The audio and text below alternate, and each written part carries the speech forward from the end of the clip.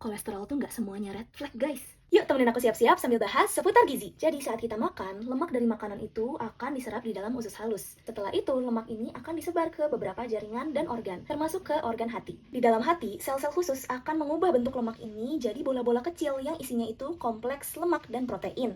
Namanya lipoprotein. Lipoprotein ini dikirim lagi ke pembuluh darah.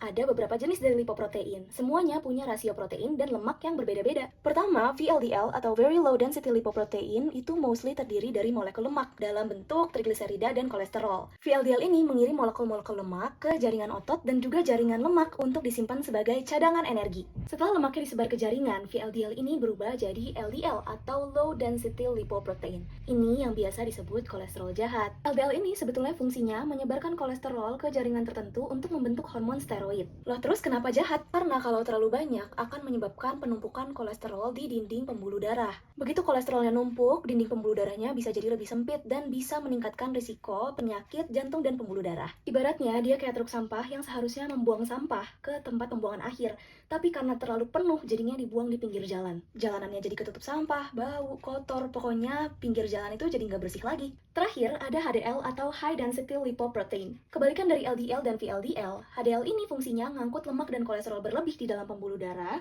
untuk dibawa lagi ke hati dan dikeluarkan dari dalam tubuh. HDL ini ibarat truk sampah yang masih kosong dan masih bisa ngangkut sampah-sampah di pinggir jalan tadi. HDL inilah kolesterol green flag tersebut, atau yang biasa kita sebut kolesterol baik. Terus, kenapa orang bisa disebut kolesterol tinggi? Karena kadar kolesterol jahatnya tinggi, sedangkan kolesterol baiknya rendah. Jadi nggak balance dan bisa menyebabkan penumpukan plak di pembuluh darah. Ibaratnya jalanannya jadi penuh sama sampah. Gimana cara bikin balance? Kalau dari diet, kita bisa pilih makanan yang rendah kolesterol dan tinggi lemak tidak jenuh. Contohnya itu dari ikan dan kacang-kacangan. Sebaliknya, hindari makanan yang tinggi kolesterol dan lemak jenuh atau trans, kayak daging, telur, jeroan, yang dimasak pakai santan dan minyak goreng. Serat dari buah, sayur, dan biji-bijian juga bisa membantu menurunkan kadar LDL. Terakhir, jangan lupa untuk olahraga dan jangan merokok ya guys, karena ini berpengaruh juga ke kadar kolesterol tubuh. Dah, segitu dulu. Hope it helps and feel free to ask. Stay healthy ya!